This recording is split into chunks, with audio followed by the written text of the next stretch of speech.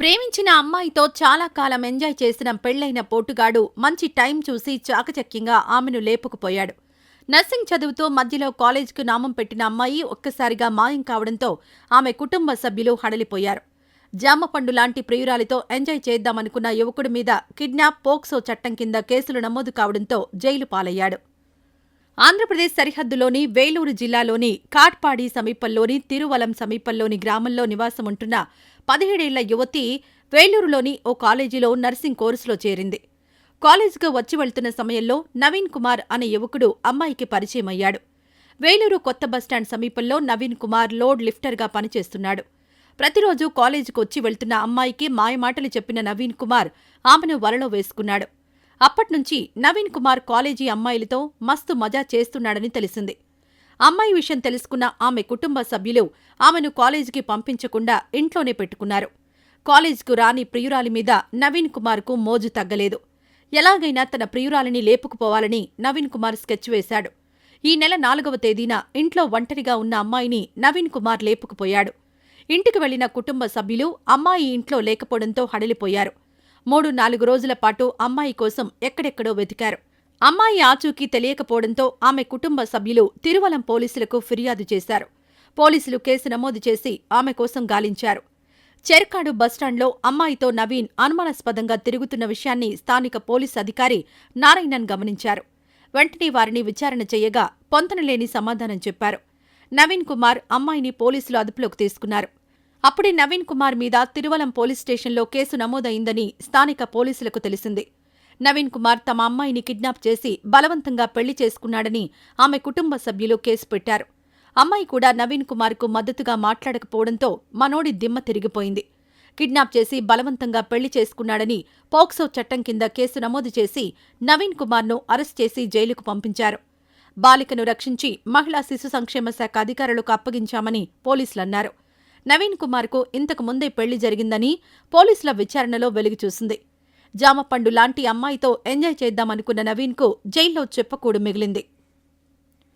ఇక ఇదిలా ఉంటే, యువతి స్నానం చేస్తున్న సమయంలో సమీప బంధువులు ఓ పొలిటికల్ లీడర్ కలిసి మొబైల్లో ఆమె నగ్న వీడియోలు తీసి 5 సంవత్సరాల నుంచి వేధింపులకు గురిచేశారు. బంధువుల లైంగిక వేధింపులు తట్టుకోలేక శశికళ అనే యువతి ఆత్మహత్య చేసుకుంది. ఈ కేసులో ఆ యువ పొలిటికల్ లీడర్ పోలీసుల ముందు లొంగిపోయాడు. సొంత బంధువులే నగ్న వీడియోలు తీసి టార్చర్ చేసి ఆమెపై లైంగిక దాడి చేసి చంపేశారని, నిందితులకు కఠిన శిక్ష పడేలా ఆదేశాలు జారీ చేయాలని మనవి చేస్తూ శశికళ కుటుంబ సభ్యులు హైకోర్టును ఆశ్రయించారు. తమకు స్థానిక పోలీసులపై నమ్మకం లేదని, సీబీఐతో దర్యాప్తు చేయించాలని శశికళ తల్లి హైకోర్టులో పిటిషన్ దాఖలు చేసి మనవి చేశారు. శశికళ ఆత్మహత్య కేసు తమిళనాడులో కలకలం రేపింది. తమిళనాడులోని చెంగల్పట్టు జిల్లా సయ్యారు పట్టణంలోని నైనార్ కుప్పంలో నివాసముంటున్న శశికళ అనే యువతి చెన్నైలోని ప్రముఖ ప్రైవేట్ కంపెనీలో ఉద్యోగం చేస్తోంది. మంచి ఉద్యోగం చేస్తున్న శశికళకు వివాహం చేయాలని ఆమె కుటుంబ సభ్యులు ప్రయత్నాలు చేస్తున్నారు. చెన్నైలో విపరీతంగా కరోనా పాజిటివ్ కేసులు పెరిగిపోవడంతో లాక్డౌన్ అమలు చేశారు. లాక్డౌన్ కారణంగా శశికళ సయ్యారుకు వెళ్లి కుటుంబ సభ్యులతో కలిసి ఉంటోంది. శశికళ సమీప బంధువులు అయిన పురుషోత్తమన్, దేవేంద్రన్ అనే 2 యువకులు డీఎంకే పార్టీలో చురుకుగా పనిచేస్తున్నారు. పురుషోత్తమన్ చెంగల్పట్టు జిల్లా కార్యనిర్వహణ విభాగం నాయకుడిగా, దేవేంద్ర అదే పార్టీ లోకల్ లీడర్గా పనిచేస్తున్నారు. అప్పటికే పురుషోత్తమన్, దేవేంద్రల మీద హత్య కేసు నమోదు కావడంతో ఆ కేసు విచారణలో ఉంది. పురుషోత్తమన్ రాజకీయాల్లో ఉన్న అతని నడవడికలు, రౌడీలతో స్నేహాలు చేస్తున్నాడని పోలీసు రికార్డులు చెబుతున్నాయి. 5 సంవత్సరాల క్రితం శశికళ ఇంట్లో స్నానం చేస్తున్న సమయంలో పురుషోత్తమన్, అతని బంధువు దేవేంద్రన్ తదితరులు రహస్యంగా మొబైల్లో వీడియోలు తీశారు. తర్వాత ఆ వీడియోలు అడ్డం పెట్టుకుని పురుషోత్తమన్ అనేకసార్లు శశికళను బెదిరించి ఆమెపై లైంగిక దాడి చేశారని ఆరోపణలున్నాయి. ఈ విషయాలు బయటకు చెప్పినా, పోలీసులకు ఫిర్యాదు చేసినా నీ నగ్న వీడియోలు సోషల్ మీడియాలో పెడతామని డీఎంకే పార్టీ నేత పురుషోత్తమన్, దేవేంద్రన్ తదితరులు శశికళను బెదిరించారని తెలిసింది. రాజకీయంగా పలుకుబడి ఉండడంతో శశికళ ఇంతకాలం మౌనంగా ఉండిపోయింది. లాక్డౌన్ సందర్భంగా ఇంట్లోనే ఉంటున్న శశికళకు కామందులు మరింత ఎక్కువ టార్చర్ పెట్టారు.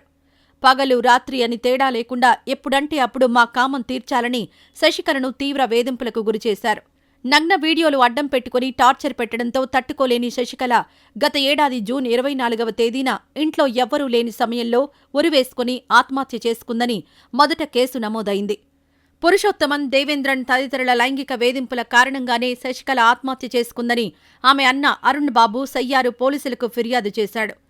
శశికళ ఆత్మహత్య కేసులో ఆరోపణలు ఎదుర్కొంటున్న పురుషోత్తమన్ ఇప్పటికే పోలీసుల ముందు లొంగిపోయాడు. పురుషోత్తమన్, దేవేంద్రన్లను పార్టీ నుంచి సస్పెండ్ చేశామని DMK party chief MK Stalin ఇప్పటికే స్పష్టం చేశారు. శశికళ ఆత్మహత్య చేసుకుందని వైద్యులు నివేదిక ఇచ్చారు. అయితే అత్యాచారం, లైంగిక దాడి చేసి రేప్ చేయడం వల్లనే శశికళ మరణించిందని, ఆమె హత్యకు గురైందని, మళ్లీ రీపోస్ట్ మార్టం చేయాలని ఆమె కుటుంబ సభ్యులు డిమాండ్ చేస్తున్నారు. శశికళ ఆత్మహత్య కేసు తమిళనాడులో కలకలం రేపింది. నిందితులు డీఎంకే పార్టీ నాయకులని, ఆ పార్టీతో పాటు అధికార అన్నాడీఎంకే పార్టీ నేతలు సైతం వారికి అండగా ఉన్నారని శశికళ తల్లి చంద్రమ్మన్ ఆరోపిస్తున్నారు. స్థానిక సయ్యారు పోలీసుల మీద తమకు నమ్మకం లేదని, కేసు సీబీఐతో దర్యాప్తు చేయించాలని శశికళ కుటుంబ సభ్యులు మద్రాస్ హైకోర్టులో అర్జీ సమర్పించారు.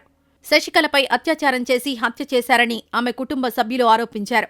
మద్రాస్ హైకోర్టు మాకు న్యాయం చేస్తోందని, నిందితులకు కఠిన శిక్ష పడుతుందని తాము భావిస్తున్నామని శశికళ కుటుంబ సభ్యులు అంటున్నారు.